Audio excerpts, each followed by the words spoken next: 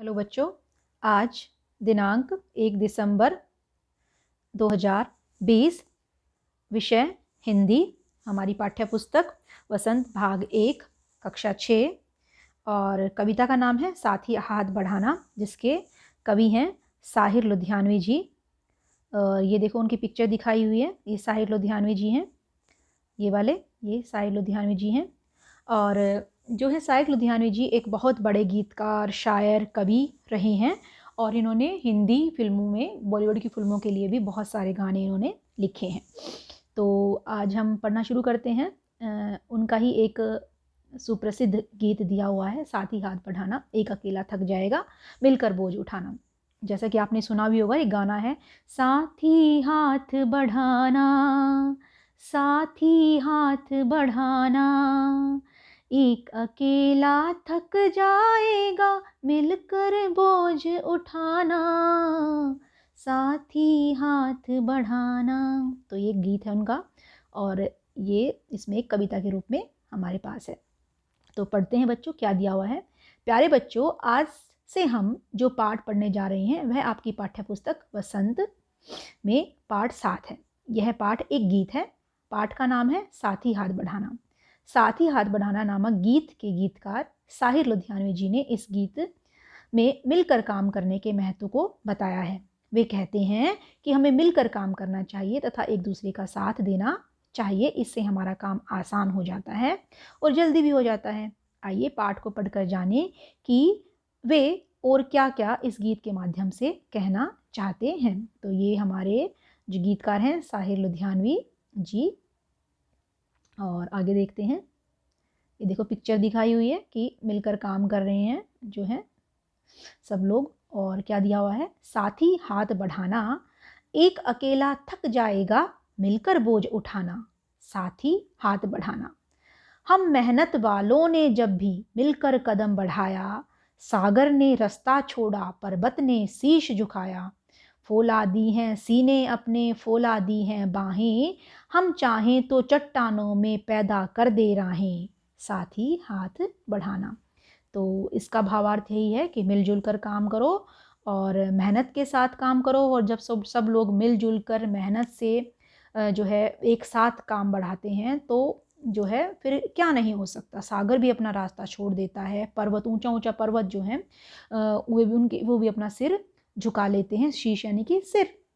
और फौलादी हैं सीने अपने, फौलादी हैं बाहें, यानी कि उनकी फौलादें, उनके बाहें जो हैं, उनकी भुजाएं, उनका सीना इतना फौलादी है, इतना मजबूत है कि वो चट्टानों में भी राह पैदा कर सकता है। यानी कि उनके इरादे बहुत मजबूत हैं और उनकी भुजाओं में बहुत ही ताकत है और बल है। और जब सब मिलकर काम करते हैं तो चट्टानों में यानी कि मुसीबतों में भी रास्ते निकल आते हैं। तो ये इसके प्रश्न उत्तर हैं बच्चों। प्रश्न है पहला कि एक अकेला थक जाएगा मिलकर बोझ उठाना, आप अपने घर में इस बात का ध्यान कैसे रख सकते हैं कि एक अकेला थक जाएगा मिलकर बोझ उठाना। अब घर के अंदर बहुत से काम होते हैं, तो अगर एक अकेला ही इंसान वो काम करता रहे सारा दिन तो वो थक जाएगा और उसको देर भी लगेगी काम करने में। तो अपने घर में इस बात का ध्यान रखने के लिए हम क्या कर सकते हैं कि हम मिलजुल कर काम करें, कि हम जो भी काम कर सकते हैं घर के किसी परिवार के सदस्य के काम में जो भी हाथ बटा सकते हैं हम वो करें। तो इस प्रश्न का उत्तर मैंने यहाँ दिया हुआ है बच्चों कि इस बात का ध्यान रखने के लिए हम घर के सारे काम मिलजुल कर सकते हैं, इससे काम जल्दी हो जाता है और एक अकेला सदस्य काम करते करते थकता भी नहीं है। तो इस प्रकार हम घर में इस चीज़ का ध्यान रख सकते हैं। दूसरा प्रश्न है कि गीत में सीने और बाहों को फौलादी क्यों कहा गया है, कि फौलाद के जैसे यानी कि इतने मजबूत क्यों कहा गया है। तो इसका उत्तर है बच्चों, गीत में सीने और बाहों को फौलादी इसलिए कहा गया है क्योंकि हमारे इरादे मजबूत हैं, हमारे बाजुओं में अपार शक्ति है, हम ताकतवर हैं, हम बलवान हैं। हमारी बाहें फौलादी इसलिए भी हैं क्योंकि इनकी कार्य क्षमता यानी कि काम करने की क्षमता, काम करने की ताकत बहुत अधिक है और काफ़ी शक्तिशाली भी हैं हमारी भुजाएं। तो ये इसका उत्तर है। अब प्रश्न नंबर 3 है, इस गीत में पर्वत, शीश, रास्ता जैसे शब्दों का प्रयोग हुए हैं, इन शब्दों के प्रचलित रूप लिखिए। तो इन शब्दों के प्रचलित रूप हैं पर्वत यानी कि पर्वत, शीश यानी कि शीश, रास्ता यानी कि रास्ता। ये इसके प्रचलित रूप हैं। और ये कविता में जो रूप दिए गए हैं पर्वत, शीश, रास्ता हैं, जबकि वास्तव में क्या है इनका पर्वत, पहाड़, शीश, सिर और रास्ता, रास्ता यानी कि रास्ता। अब प्रश्न नंबर 4 है कि सागर ने रास्ता छोड़ा, पर्वत ने शीश झुकाया। यानी कि सागर ने भी अपना रास्ता छोड़ दिया है, पानी हटा दिया है, और पर्वत यानी कि ऊंचे ऊंचे पहाड़ों ने भी सिर झुका लिया है।